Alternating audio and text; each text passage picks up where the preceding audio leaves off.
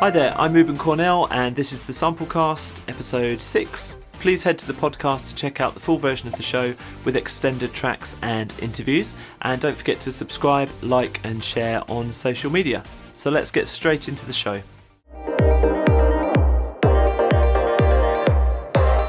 First off, it's this week's Roundup, and the first product is iZotope Mobius, which is from iZotope themselves, or you can also get it from distributor Time and Space. It's a Windows and Mac plugin, and it's a phasing or kind of flanging effect for individual instruments, or you could even use it on a whole mix to add movement and interest to that particular track. Now, it's similar sounding to a notch filter or phaser, but it retains most of the bandwidth of the original audio, so you get a kind of rising and falling flanging effect with this, which can be automated or it can also be locked to the tempo of your host DAW. There are two different versions of the effect on board, with a dry and wet mixer and a stereo width control as well. There's a 10-day trial available from the iZotope website, so I recommend you check it out there. Next up, a contact instrument by Xtant Audio, which is called Dicky Deegan's Uilleann pipes. It runs in the full version of Contact and actually comes in two different versions. There's a professional version, which is the full instrument, but also a much cheaper light version as well. The light version just has one patch. It's a tuned Irish bagpipe playing in the key of D, but the professional version has 5 different contact instruments playing in the key of D, the key of C sharp, both with an edited tuned version of the instrument and a more kind of freestyle played untuned version as well. Both the light and the professional versions have a bagpipe noises patch, which is useful for adding additional noises and will make the performance sound much more realistic. On board the instrument you've got 3 microphone positions with drone, regulator and chanter controls. It's quite a realistic instrument with a really old Irish kind of sound, so I recommend you have a look. If you're a fan of synthy 80s disco sounds, you won't go far wrong with Black Octopus's new pack. It's Televisor NuDisco. There's over 1 gigabyte of synths, drums, disco chop-ups, effects and music loops here, and these are great for throwing into house, disco and dance tracks, and the best thing to do with them is to chop them up or filter the living hell out of them, and you'll get some really interesting effects. The samples here sound 100% authentic and they are ready to be chucked into tracks straight away. No need for any external processing here. Some of these samples are already sidechained as well, so you don't even have to worry about that. So if you want to be the next Mitch Murder or Chromeo, these samples will get you most of the way there. The last instrument in this week's roundup is Sampletraxx Cinematic Zither. Runs in the full version of Contact 5 and above, and you've got 2.2 gigabytes of Zither sounds here. Now, they're not really a playable instrument. You can't really play the Zither with this, but you've got 220 sound effects which have been split into 10 different NKI files for Contact. Although the sounds have been derived from the Zither recordings, they've been mangled and affected and processed, so you've got fantastic raw material here for horror and suspense scores. That kind of zing sound that you get with a lot of those kind of movies. The Cinematic Zither instrument uses the photosynthesis engine, which is absolutely overflowing with effects on board. It's more than comprehensive in its processing power. And on board that there's also a step sequencer as well, so you can create some chugging, suspenseful rhythms. Really great sounds in this pack, really disturbing sounds as well. So if you're going for that kind of suspense vibe, this is exactly what you need.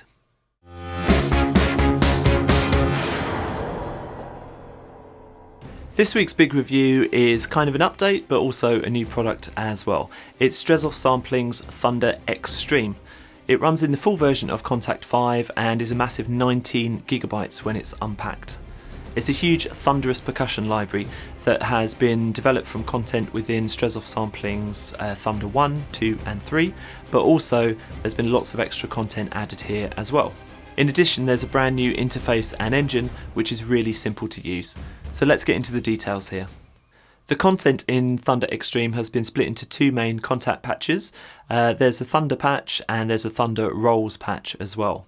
I'll come onto the rolls a little bit later, but the main content has up to 10 dynamic layers for each sample and up to 27 round robins, which is a huge amount. Every set of samples within Thunder X3M has 3 microphone positions and 2 additional channels. These are channels that I found really useful. One is an externally processed sub-bass channel, which you can add in to beef up the sound, and the other one is a compressed and saturated channel to add a kind of parallel distortion effect. So the interface, it's very simple to use. The keyboard's divided into 12 different zones, and each zone can be assigned an instrument group. Then that zone can have adjustable mic positioning, EQ, pitch, transient shaping for snappier hits. There are also global controls for Thunder X3M. And there's also a rolls patch, which I mentioned before, which uses the mod wheel to achieve big drum and snare rolls. There's a full instrument list on the Strezov Sampling website, but the highlights here for me were the taikos, toms, timpanis, bass drums, water jugs, and all manner of metals, including anvils that have been struck by other anvils and metal sheeting that has been shaken to create some of the sound design patches. So what was my take on this library? There's lots of good stuff to like. Obviously this collection is fantastic for epic thunderous percussion, but also I really enjoyed the more delicate metals, the ethnic sounds and the solo percussion, which could be easily used more subtly in scores that don't require that kind of bombastic sound. The sub-bass and compression controls are excellent for adding weight and crunch without resorting to external processing, so it's going to keep your DAW's processing power at a minimum. I also found the help button on the interface really useful. That adds an overlay to the interface which shows you exactly what all the controls do. As I mentioned, the keyboard layout is simple but effective. You basically just select the zone that you want to use and then add a particular set of samples to that zone. And because you can add any samples to any zone, you can set up duplicate sets and carry out that sort of two-handed playing really simply. I also appreciated that I didn't have to start from scratch loading instruments into each zone every time I wanted to play the instrument, because there's actually 8 already set up multi-patches which include all of the main instrument groups there. You can just load them straight into Kontakt and off you go. There's just one thing that I think could be improved upon with Thunder X3M. It's when all the mic positions and the bass slider and the parallel compression slider are loaded at the same time as well. You've got a little bit of phasing going on with those low instruments, which to be honest isn't surprising, because obviously you're layering up 5 different levels of the same instrument simultaneously. But although that's inevitable, maybe that could be smoothed out a little bit. However, it doesn't really get in the way of the sounds, and you can knock back some of those settings and that phasing will just disappear. Overall, I thought Strezov Sampling's Thunder X3M is a great product. It's a really useful update for users of those previous 3 Thunder libraries, and there's also discount pricing as well if you've got any of those previous libraries. So jump onto the Strezov Sampling website, check out the demos and the discounts that you might have available, and really get into that product and start creating that thunderous percussion that you know your tracks deserve.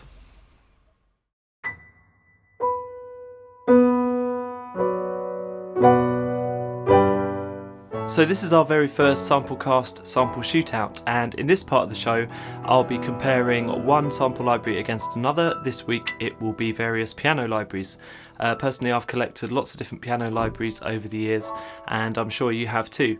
And I'm going to use this section of the show to compare exactly what one sample library sounds like against another, completely out of the box without any effects or anything like that. However, you'll need to get the podcast to hear all about that.